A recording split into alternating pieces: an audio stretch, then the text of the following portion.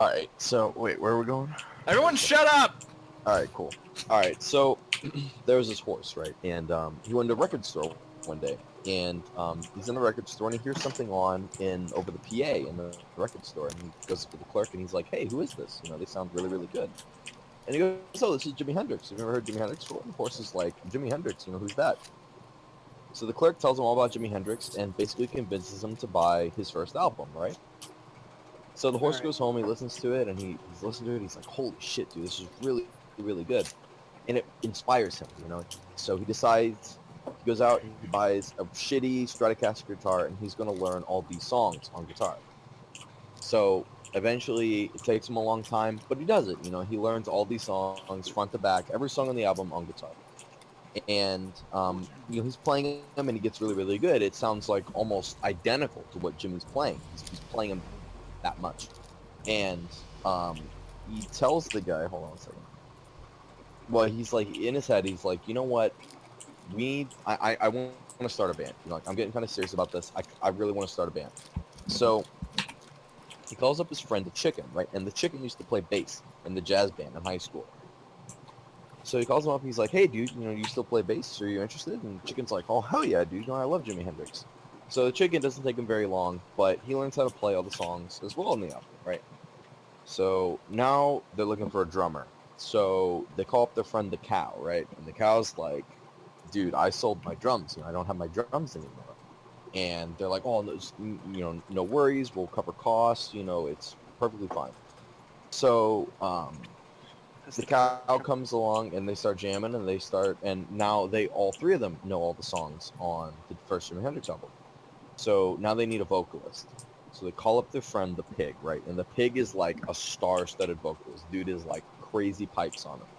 So they practice, and they're a band. And they start playing some local shows, and they start to build up kind of like a following. And next thing you know, they're really big. Like, they're getting really popular. Where are you guys going? Yeah, that's what I say. They're like really, really popular in their local scene.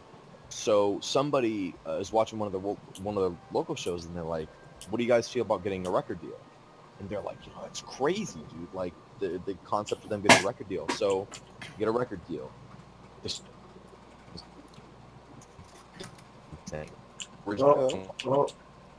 Stop moving. Hold on. Mm-hmm. Okay. David. Lost them, boys. Oh.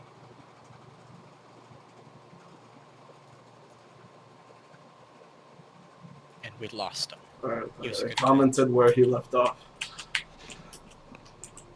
He was a good man. He's moonwalked. Yeah, he's just walking in place. It's great. Alright, let's not be a pirate anymore. What do I want to be? How do you change the I can be this. whatever? How do you do that? You have to have the trinkets from like later in the game, but you can check if you have any by going to collections. Where pets are. Pets and mounts, and it's under toy box.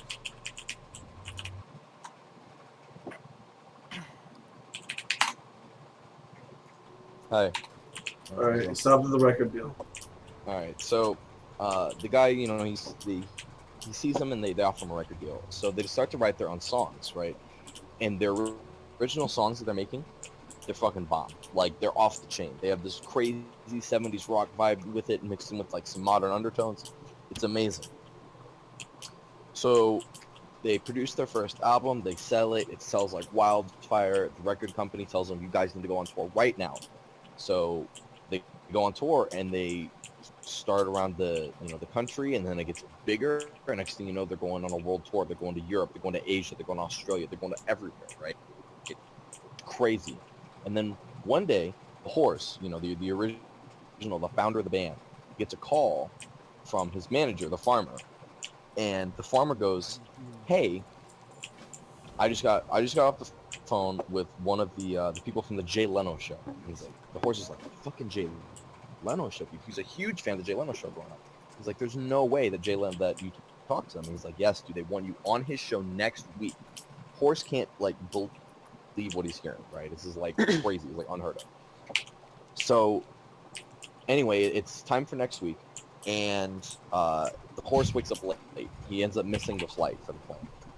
So he's like, oh shit, it's gonna take so long to get a new flight, it's pretty much like the whole trip is ruined. Well, about 2 hours later, he gets a call from somebody who works with the airline, and they call and they tell him that the plane crashed, and that there were no survivors. Everybody on his band was on that plane. The manager, the horse, the pig, the chicken, everybody's dead. The dream is dead, basically. The horse kind of like he doesn't have the heart in it anymore to keep going on.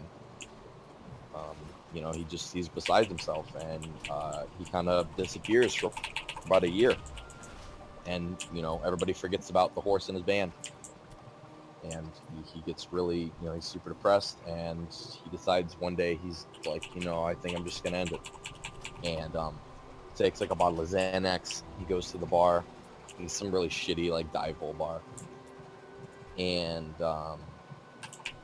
he sits down, he orders like the biggest drink he can find, something that's just get him real fucked up, just so he doesn't have to even be conscious for this whole thing.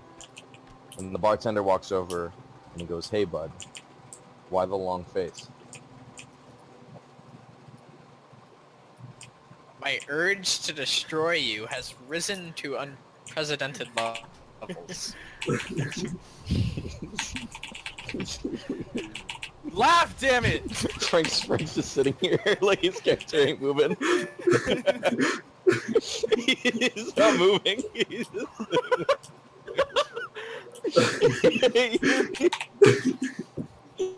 I was expecting something better.